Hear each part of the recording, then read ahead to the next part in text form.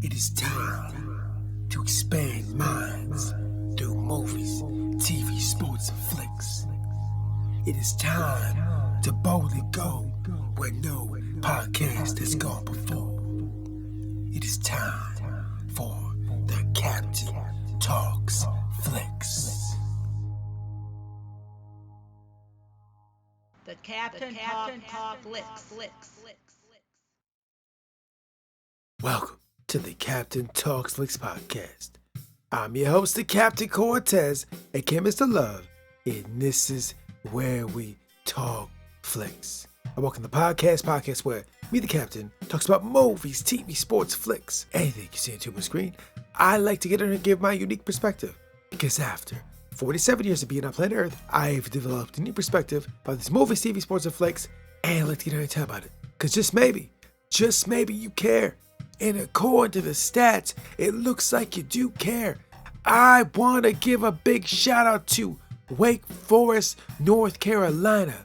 Got some plays over in Wake Forest this past week. Gracias, gratitude, toda. Hey, Wake Forest. Anytime I see your city, I always think of the NCAA tournament. Because there's been a bunch of times I'm watching a tournament. It's like, oh, there's Wake Forest. Oh, Wake Forest. It seems like you guys are always in the tournament. Maybe it's not true, but it seems that way. But anyways, when I think Wake Forest, I think the NCAA tournament. That's a good thing. It's a good thing to think. Like, man, we play basketball. We're good at basketball. So anyways, thanks for listening. Gracias, gratitude. And just FYI, back in the day I went to school to be a radio DJ, but never got a job. I think I never got a job because I just didn't have the discipline. If I would have had more discipline, that would enable me to become a radio DJ. But I didn't. And that's how I became the greatest podcaster in the Matrix. Something to debate, might be true, might not be true. But I said it on the internet. So it's gotta be true, right? Because everything on the internet is facts, not facts, true, false, propaganda, fake news, the Matrix, AI, technology, ChatGPT, internet, search, I don't know. I didn't make the internet. Ask the people that made the internet. So when you're online, just speak word, just watch out. And it was a good ramble all day, but it won't. Let's get right to the podcast. But first, a word from our sponsor. Ladies and gentlemen, do you love coffee? I love coffee. I have coffee every morning, freshly brewed. But you know what? When you drink coffee, kind of got to drink it out of a mug.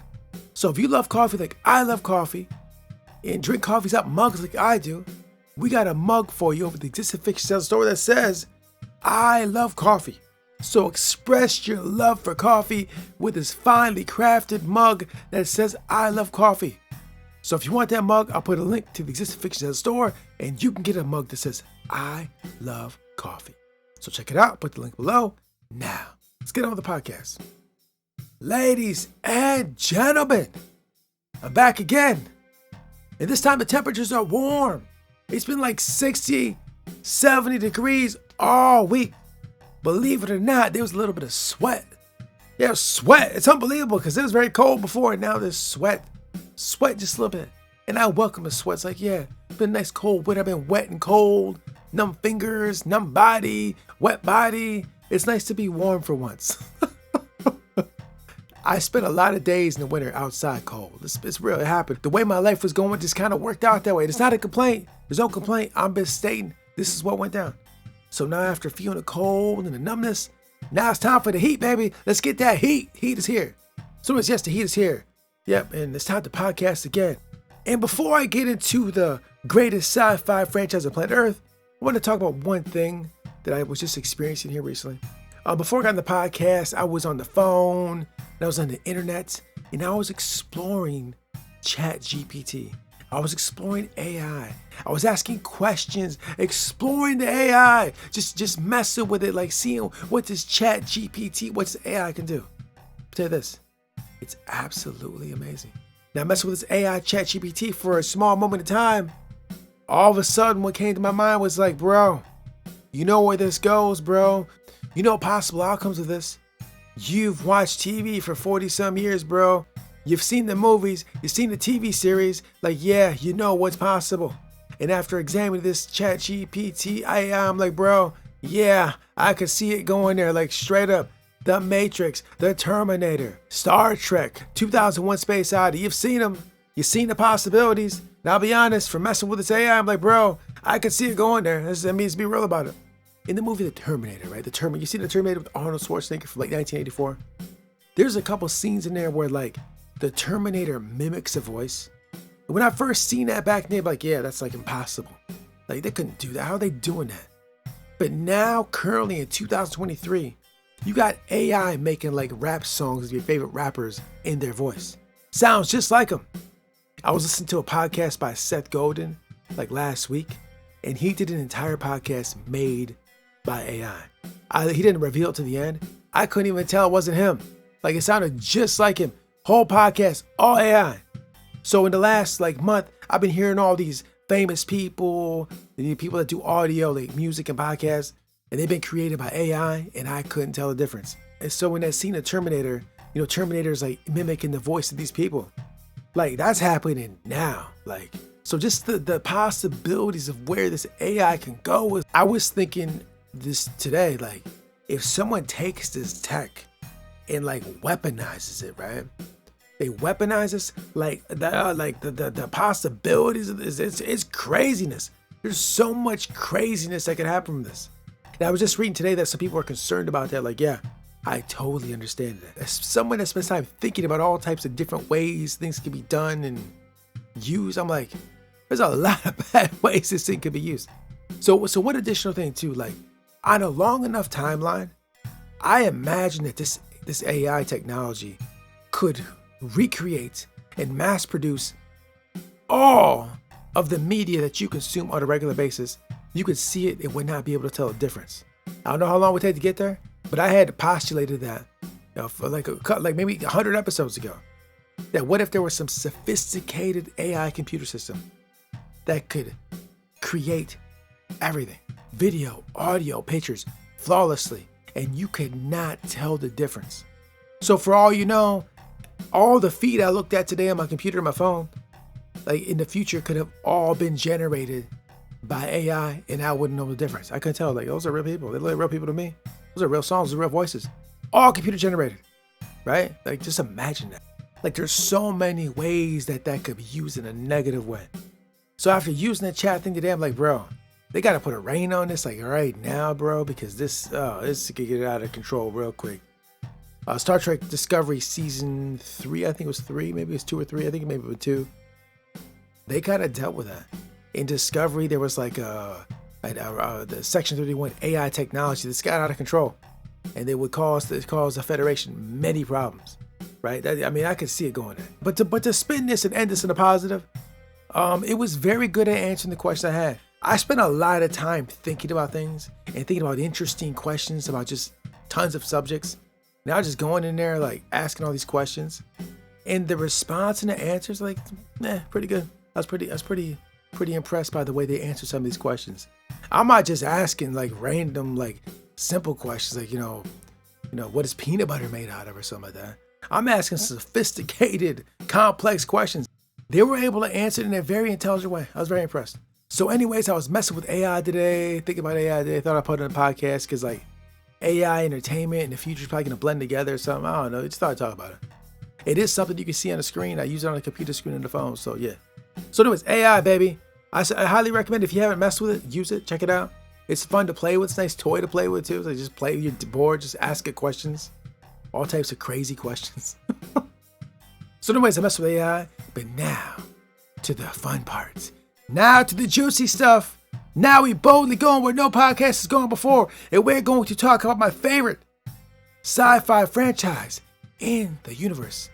And I'm talking about the one and the only Star Trek. If you've been here before, you knew it was time. You know it was time to talk about Picard, because every Sunday for the last 9 Sundays, is it 9? I think 9 Sundays. This is the 9th Sunday. I've talked about Star Trek Picard, so we can continue to go there.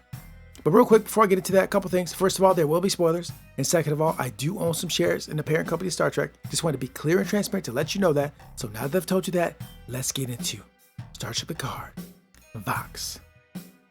So I'm not going to talk about what happened in the episode. I'm skipping to one moment to the very end. I got to go there right now. because this was like been on my mind since I saw the episode. This moment, this sequence of events at the end was like the best part of the whole series. I was tearing up. I was emotional. I was feeling like I was 20 years old again. I was happy. I felt like a kid. I felt positive. I felt good. It just brought joy to my heart. It made me thinking like, man, I remember how much I love Star Trek The Next Generation. I love that show now and I loved it then. Just something about that show when I was in my 20s, it just hit me differently than anything else I was watching. So when I was a young man, there's a handful of things that impact me pretty heavily. And Star Trek Next Generation was one of them, right? I've seen a lot of movies, a lot of TV shows over many years. And, Star Trek The Next Generation, just something about it. I don't know what it is. It has some magic there. It just connected with me. And when I was in my 20s, I probably wasn't the demographic they were looking to reach. Be honest, my lifestyle, the way I was, I wouldn't think that I'd be a Star Trek fan. But some people that I would talk to, like, you like Star Trek? Yeah, I do. They're like, really? You don't seem like it. Because I don't know, it just connected with me. It's just something about it. So anyways, in the final moments of Star Trek, Picard, Vox, we got to see a restored version of the Enterprise from the Next Generation, right? Joy to the Forge, spend his time, I think he said 20 years, fixing it up, restoring it, bringing it back, making it pristine. The way you fix up a classic car, he fixed up a classic starship, spaceship. Yeah, restored version of the Enterprise. Yeah, great, fantastic, awesome, wonderful, magnificent, nostalgia, feels, loved it. As soon as I seen it, man, tears. I'm being real. I'm telling you, it sounds crazy that I would tear up over a TV show. It sounds absolutely crazy, madness. Like, bro, you're such a nerd. Why would you do that? I'm just telling you, bro, something about that show connect me. I don't know what it is. Something about it. I can't explain it. I don't know the answer to it. I'm not any kind of ologist. I can't tell you. I'm not a psychologist, a sociologist, I don't know. All I know is seeing that ship made me tear up. But wait, there's more. There's more. Then they went on the bridge of the Enterprise from the Next Generation TV show. Then they went on the bridge. The older versions went on the bridge. And they all sat in their seats where they used to sit at. And they talked and they had a little conversation about it. Just seeing them on the bridge of the Enterprise. Tears, man. Like serious feels, tears, happiness, joy. My Thursday was absolutely magnificent Thursday night. Seeing them on the bridge of the Enterprise, just like, I was tearing up. I was emotionally compromised. Everybody's been talking about emotionally compromised all week. Yeah, I was there, bro. It was powerful. I'm not the only one feeling that either. I was online, a lot of other people feeling that. Something about that show, it had the magic. It's just like the other one, the 60s, like the TOS is the same way. Something about those two shows, they just connect. It's just such well done television. I was gonna go into something different about the 25-year-olds being assimilated and the older people not. Because there's a whole rabbit hole thought I could go into that. And I could do that, but I just can't. I was too overpowered by the nostalgia of the Enterprise, seeing it, and then being on the bridge, and feeling like I was a kid again, and just having so much joy for it. It's so crazy. I'm kind of emotional right now just thinking about it. It's absolutely madness. I've said in these podcasts before, the character of Jean-Luc Picard had a significant impact on me, like seriously. He modeled behavior that I aspired to be. In that moment back in the day, I wasn't living up to that. I was not. But even at that age, I looked at it and saw that that's a noble way to be. Even if I wasn't living it, I was like, yeah, I could see myself being there. I like to think as a 47-year-old dude, a lot of those values and the way I saw Picard, I've embodied them on some level. Also, additionally, I am now the age of what Jean-Luc Picard was when he was on the Enterprise. So back when he was on the Next Generation, he was on the Enterprise, I am now the same age as him. I believe now I finally have became way more like Jean-Luc Picard. It took me time to get here. And one additional thing, in Picard's life, when he was a young man, like 20-something, like I was when I was watching him, he's a wild guy. Watch Next Generation, you'll see it. There's many stories where they talk about how he was a young guy, and he's a little bit wild, right? He just comes with the territory. Being young, a little wild, a little untamed, right? It's part of it. When he became older, 40-something, he was the noble Picard we knew. And now I'm 47 and I strive to be more like that. It took a while to get here, but we are now here. I love the character so much. And if you've seen my social media, you're probably well aware of that. If you've seen my post, you're probably well aware of it. I post about Picard multiple times over multiple social media channels. I talk about him all the time. I talk about him in real life. I've talked about Star Trek a million times. When I go places, he's everywhere. Like he's just been a big part of my life for so long. And to see him back on the bridge with the rest of the Enterprise crew, 20 some years later, in 2023, and that bridge that I'd watch like every night after work or after school. I'd be at home like 7:30, be on syndication reruns. I watch those episodes over and over again. I've seen it so much. I watched them so many times, so many episodes over and over. I just keep watching them. They were absolutely fantastic. They still are today.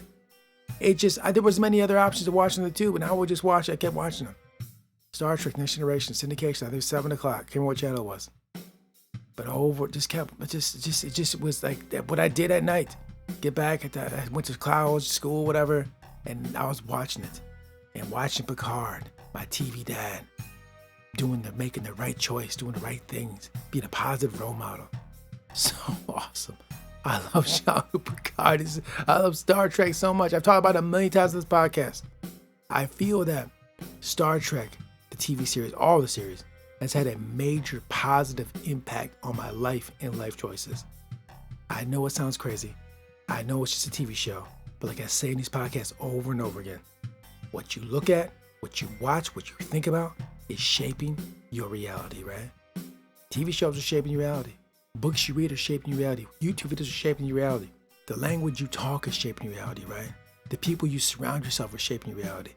So I watched Jean-Luc Picard over and over again for years, 7 o'clock, shaping my reality. I'm watching now shape my reality. Everything you consume is shaping your reality. So yeah, when I say that my TV dad, Jean-Luc Picard, had a big impact, yeah, because all that media we consume is shaping our reality. And they wrote Star Trek and Jean-Luc Picard in such a way that I feel it had a positive impact on my life to this day. All the Trek. It's written so well. There's lessons to be learned. I've talked about it over and over again. I just love the show. And we got one more episode, and Picard is done, and this might be the last run of the Enterprise. I'll be honest. It's the way they're going out. It's beautiful. It's lovely. I love the show. I've been a fan for so long. Everyone that knows me now knows this. People that knew me back in the day know this. That has not changed. I've changed a lot in 47 years. A lot. My interest, taste, likes, what I do on a daily basis has changed significantly. My love for Trek has not. It goes back to probably like maybe 91, 90. Even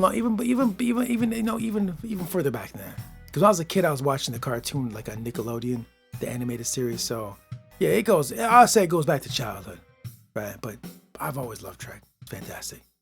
It was just good to see that Enterprise once again. I love it so much. So anyways, I'm a little emotional this episode because it was very powerful. But thanks for joining me. I appreciate it. And until next time, we'll see. Give yourself something to work toward constantly. Mary Kay Ash. Until next time, it's Captain Peace. The Captain Talks Flicks.